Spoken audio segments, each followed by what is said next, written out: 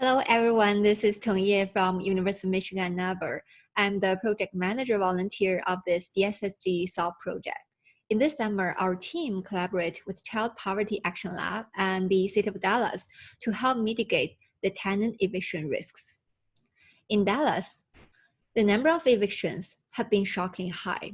According to the eviction records from 2017 to 2019, every month on average, there were more than 3,000 eviction applications in Dallas County, and as high as 78% of them were filed. There are many sad stories related to the eviction cases, and the recent COVID-19 pandemic can even make the situation worse, especially when the moratorium ends.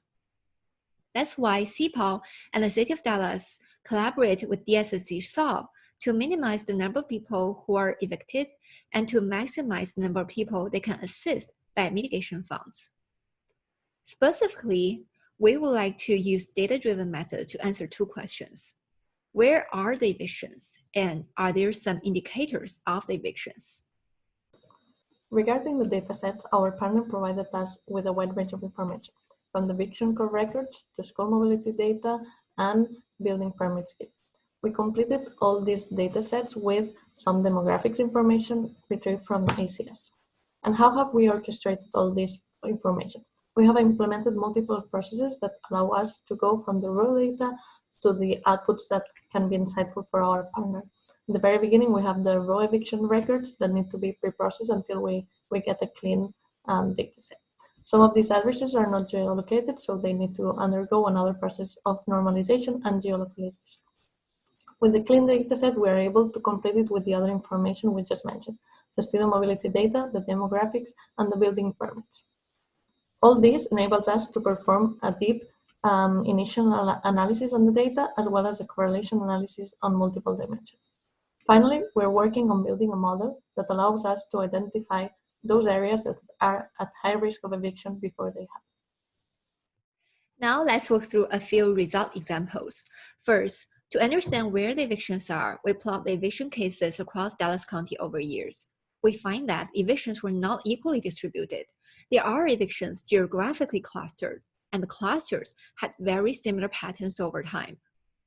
Next, we ask, why are they clustered? Can we find some indicators of the clusters? In this map, we separate the school districts by different levels of school mobility rate. And the intuition from this figure is that the eviction risk is high in areas of high school mobility rate. And we know that further analysis needs to be done to arrive at a confident conclusion. We also ask, is it possible that some people, such as the residents of low socioeconomic status, are more vulnerable to the evictions? From the ACS data, we show that people living in areas with a lower median rent experienced higher eviction rate per unit. Apart from the demographics, we were also wondering if building characteristics can be informative. In our data, 22% of the eviction records from 2017 to 2019 are associated with building permits approvals during the same period. We further show that certain types of permits, such as building renovation and mechanical alteration, can be more indicative than other types of permits, such as swimming pool alteration. Therefore, we believe adopting permits features might help to build more effective predictors. These examples illustrate how we can use data-driven methods to facilitate the understanding and the mitigation of evictions. Taking the proactive approach to help protect vulnerable tenants at high eviction risk is exactly what we are excited about. Thank you.